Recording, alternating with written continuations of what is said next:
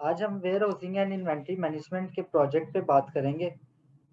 जो हमारा टॉपिक है वो है नेस्ले सप्लाई चेन मैनेजमेंट और ग्रुप नंबर 6 है जिसमें मेरे साथ अमाद हसन है, मैं बिलाल जाहिद, साथ हामिया मोइन है और मोहसिन अली है और सना ताहिर है।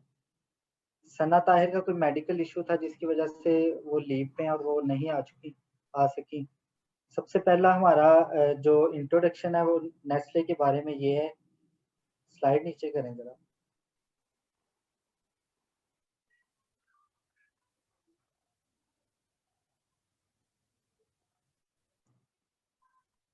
नेस्ले जो है ये एक पाकिस्तान में भी अपनी कंपनी रन कर रहे हैं और ये मतलब इनके कंज्यूमर्स जो है मिलियंस में है, पाकिस्तान में भी और आउटसाइड पाकिस्तान भी। इनका जो मेन पर्पस है वो ये है कि ये जो अपना फूड है वो अच्छी तरह प्रोवाइड कर रहे हैं और क्वालिटी ऑफ लाइफ को ये बहुत अच्छे से देखते हैं। और इनका नेस्ले का जो फूड प्रोसेसिंग कंपनी है ये पाकिस्तान में 1988 से अपना काम कर रही है और पाकिस्तान को सर्व कर रही है। और कुछ सालों से जो इनका था ना, टॉप रैंकिंग में ये पाकिस्तान में आ रही है नेस्ले जो है, और स्टॉक एक्सचेंज में भी इनका बड़ा एक अच्छा रोल जा रहा है।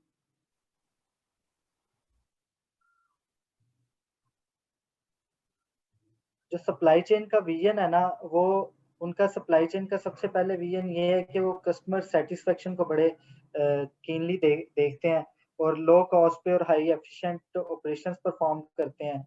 और वो अपने जो सारे उनके ऑपरेशंस हैं उनसे वो वैल्यू क्रिएट करना चाह रहे हैं और कॉन्टिन्यूस इम्प्रूवमेंट पे भी वो काफी काम करते हैं और इसको साथ लेकर चलते हैं। आगे सप्लाई चेन का उनका जो मिशन है वो ये है कि वो लो कॉस्ट पे और एफिशिएंट चीजें प्रोवाइड कर रहे हैं और effective supply network to achieve a high level of service.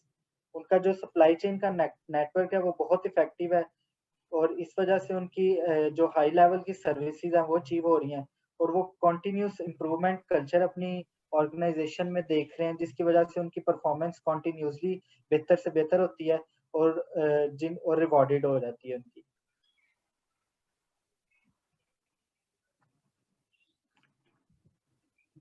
Supply chain जो प्रोफेशनल है नेस्ले में वो एक क्रिटिकल रोल प्ले कर रहे हैं, जिससे उनकी क्वालिटी प्रोडक्ट्स जो हैं वो कंज्यूमर्स तक और कस्टमर्स तक पहुंच रही हैं और वो अपनी कमर्शियल टीम्स के साथ कोलैबोरेट कर रहे हैं और एक मतलब डिमांड फोरकास्ट जो है उनका वो डेवलप कर रहे हैं और सप्लायर्स के साथ वो बहुत अच्छा काम कर रहे हैं और रिस्पॉन्सिबिलिटी से वो अपने जो सारे मटेरियल है उनको सोर्स कर रहे हैं।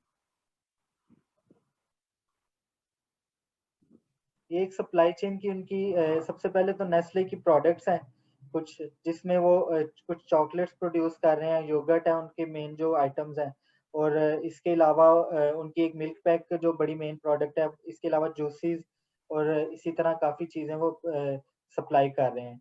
जो नेस्ले का सप्लाई चेन मैनेजमेंट है वो उसमें फोटो में देखा जा सकता है कि सबसे पहले वो फील्ड्स में से मतलब मटेरियल आता है, फिर उसको वो वेयर हाउसिंग में लेके जाते हैं, फिर वहाँ पे मतलब सारी जो तैयारी करते हैं, उसके बाद वो लॉजिस्टिक्स में जाता है और फिर वेयर हाउसिंग में और फिर सप्लाई होता है।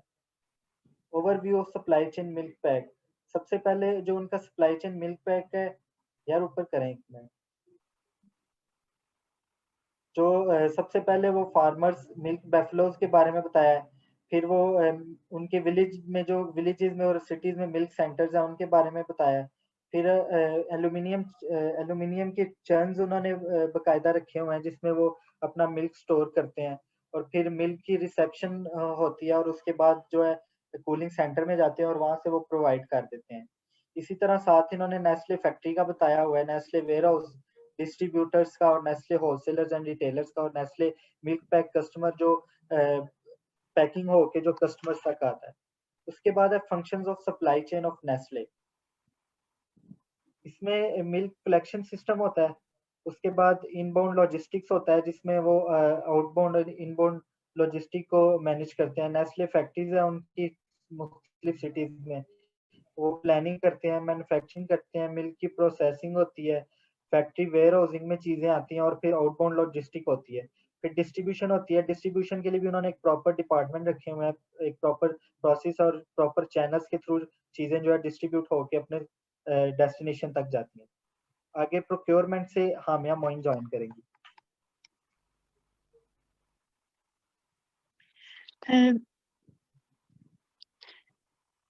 I am Hamia Moin and I am doing MSc Project Management. Nestle Procurement. As a strategic partner with the business, ensure responsibility, source supply, and create value. Planning, customer service, customers, transportation, warehousing. Next. Factory warehouse of Nestle. Inventory management in the warehouse. The inventory is managed by software called system application and products. Another method for managing the inventory is manual counts, that is done by the inventory clerk on daily basis. How the goods are ordered. The goods are ordered on the basis of LIFO methods. Orders are received from distributors across the country. As for Nestle Milk Pack, it has an expiry of 6 months, so it needs to be delivered first. Next. Objectives of Nestle distribution center or warehouse. There are three main objectives of Nestle distribution centers: meeting the targets, distribution at the right time, at right place. यहाँ से next member join करेंगे। जी, अस्सलाम वालेकुम। My name is Mohsin। जैसा कि मेरे बाकी group members ने नेस्ले की मैनेजमेंट और सप्लाई चेन के बारे में डिस्कस किया है, थोड़ा सा हम नेस्ले की इनबाउंड लॉजिस्टिक्स के बारे में डिस्कस कर लेते हैं। बेसिकली इनबाउंड लॉजिस्टिक्स होता क्या है? Inbound logistics refers to the transportation, the storage and the receiving of goods into a business. अब बेसिकली नेस्ले का जो मेन वर्कलोड है वो बेसिकली होता है मिल्क के ऊपर। तो नेस्ले क्या करता है कि डिफरेंट कलेक्शन सेंटर से मिल्क को कलेक्ट करता है, देन वो उसको एक जगह पे स्टोरेज करता है। अब इसमें एक छोटा सा एक ड्रॉबैक ये है कि आपको पता है कि पाकिस्तान के अंदर जो मौसम है वो थोड़ा सा गर्म होता है। उसमें क्या होता है कि जो दूध है उसके खराब होने का अंदेशा होता है। Then next, procurement. As strategic partner of the business, our procurement team helps to company achieve the sustainable growth. Basically, एक पार्टनर जो स्ट्रेटेजिक पार्टनर क्या करता है, वो कंपनी की ग्रोथ को गेन करने के लिए उसको हेल्प करता है कि आप कैसे कंपनी को ग्रोथ इन्वायरमेंट जो है वो प्रोवाइड कर सकते हैं। Procurement professional at Nestle ensure the responsibility, source, supply, and create value. Located in hubs in Switzerland, Panama, and Malaysia. The division provide a range of services including the management of procurement for specific raw material, packaging, indirect material, and other services. The hubs are also support market with managing local spend. अब थोड़ा सा हम organisation structure के बारे में discuss कर लेते हैं। नेस्ले के जो सबसे टॉप पर होता है वो हमारा बोर्ड ऑफ डायरेक्टर होता है, देन उससे अंडर मैनेजिंग डायरेक्टर्स आते हैं, देन उसको हम 6 फर्दर मोर कैटेगरीज में डिफाइन करते हैं, जिसमें हेड ऑफ मार्केटिंग है, हेड ऑफ सेल्स है, हेड ऑफ टेक्निकल सपोर्ट है, हेड ऑफ सप्लाई चेन है, हेड ऑफ एचआर है, and head of legal affairs है। अब हेड ऑफ सप्लाई चेन से देन मोर 2 रोल्स निकल, जिसमें manager plan, manager QC quality assurance, manager procurement and manager purchase and logistic officer. Basically जो types हैं ये हेड ऑफ सप्लाई चेन की branches हैं।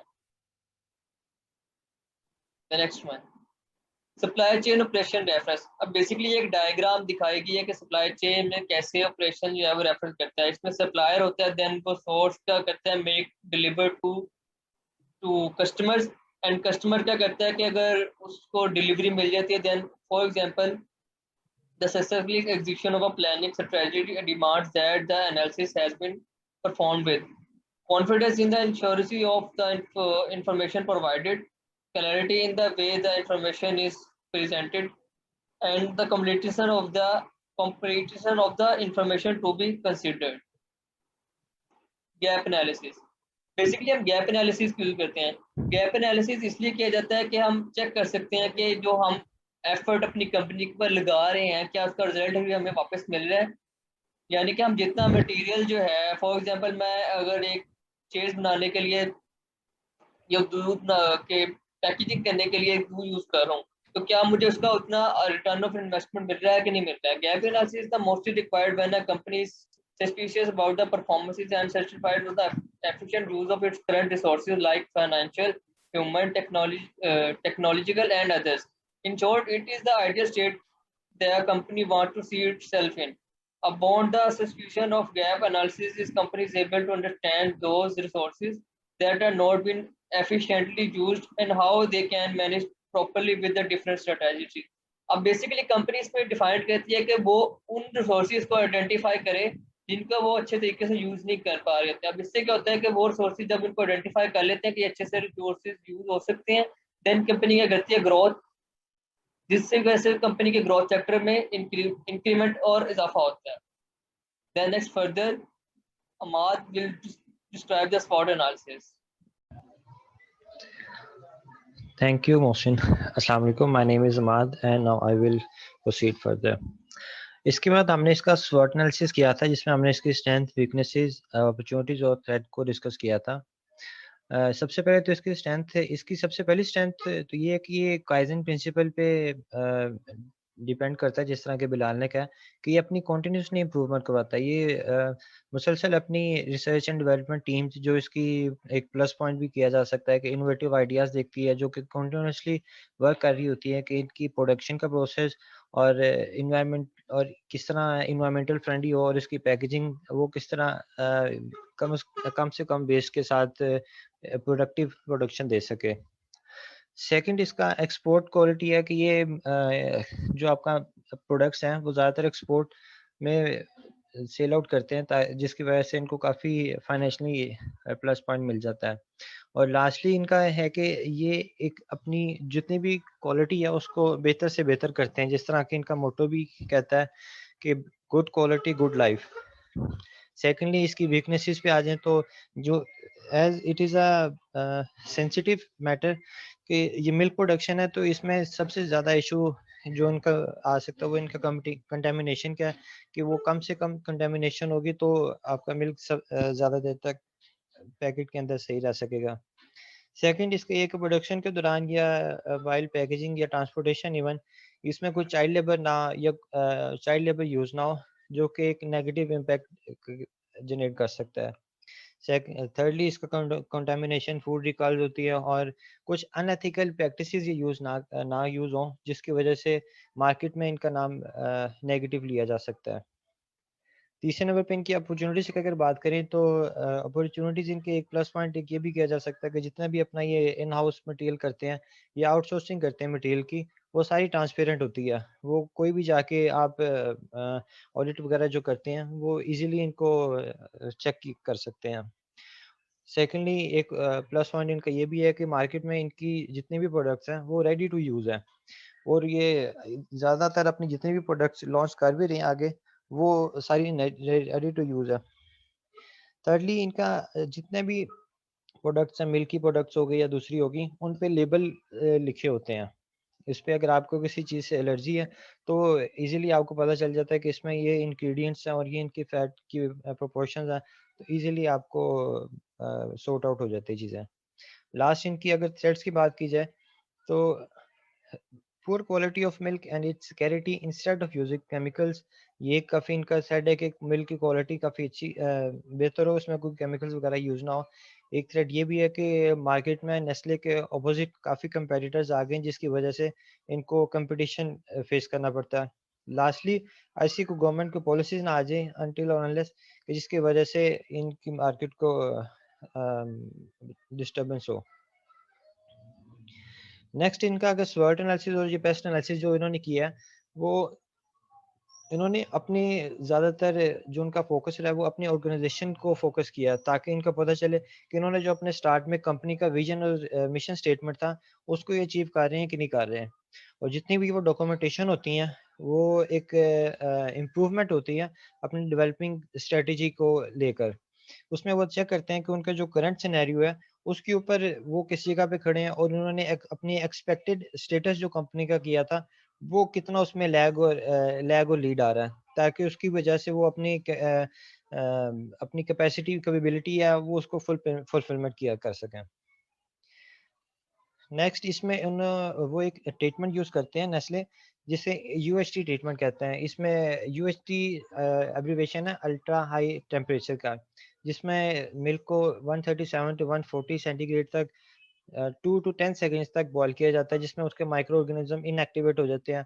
और अगर इसकी पैकेजेस जो से एस्पेक्टिक कंडीशन में हो तो ये रूम टेम्परेचर में काफ़ी मंथ तक रखा जा सकता है। अब पैकेजिंग मटेरियल वो इस तरह के यूज़ करते हैं कि आपका जो पैकेजेस हैं वो लोएस्ट पॉसिबल वेट होता है और उनका वॉल्यूम विश लिस्ट तक मेंटेन किया जाता है, ताकि वो मेंटेन पैक इंटेग्रिटी हो। Take into account new packaging material and process that reduce the impact on the environment of unnecessary transportation. And also therefore, as already discussed, they use innovative and different research and innovative ideas to fulfillment the environmental impact जो कि उनकी packaging के दौरान या production के दौरान waste निकल सकता है। वो ऐसे सब्सटेंसेस को अवॉइड करते हैं जिसकी वजह से एनवायरमेंटल डिस्टर्बेंस हो। इसके साथ साथ वो अपनी जितने भी एक आप कह लें कि पैकेजिंग का जो वेस्ट है उसको मिनिमाइज करते हैं और इवन के वो अपने सिर्फ पैकेजिंग मैन्युफैक्चरिंग तक चले जाते हैं कि उनकी यूटिलाइजेशन और डिस्पोजल वो एक अच्छे तरीके से हो।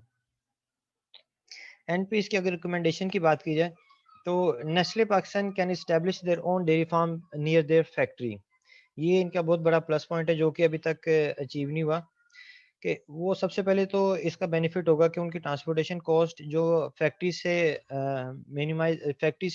प्रोडक्शन हॉल तक लेके जाते हैं, जिस तरह कि मोहसिन ने कहा कि वो इनबाउंड ट्रांसपोर्टेशन करते हैं, वो काफ़ी रिड्यूस हो जाएगी। सेकंड इनको बेनिफिट इसी से मिलेगा कि वो अपने जो लोकल फार्मर्स हैं उस पे कम डिपेंडेंट होंगे। इसकी वजह से उन्हें काफ़ी प्लस पॉइंट ये मिलेगा कि जितने भी वो इन हाउसेज करना चाहेंगे मटेरियल इजीली अवेलेबल होगा और वो प्रोडक्शन अपनी ज़्यादा जल्दी भी कर सकते हैं। थर्डली डेयरी फार्म जो से इस तरह के होंगे वो as a crisis management point use किया जा सकते हैं डायनामिक कंडीशंस में, जिस तरह कि हमने रिसेंटली देखे हैं कि पाकिस्तान में कोई फ्लड्स वगैरह या कोई डिज़ास्टर नेचुरल डिज़ास्टर आ जाता है जिसकी वजह से हमें कुछ ऐसी प्रोडक्ट्स चाहिए होते हैं कि जो कि रेडी टू यूज़ हों या फिर ऐसी प्रोडक्ट्स चाहिए होते हैं कि जो कि जल्दी प्रोडक्शन दे सकें।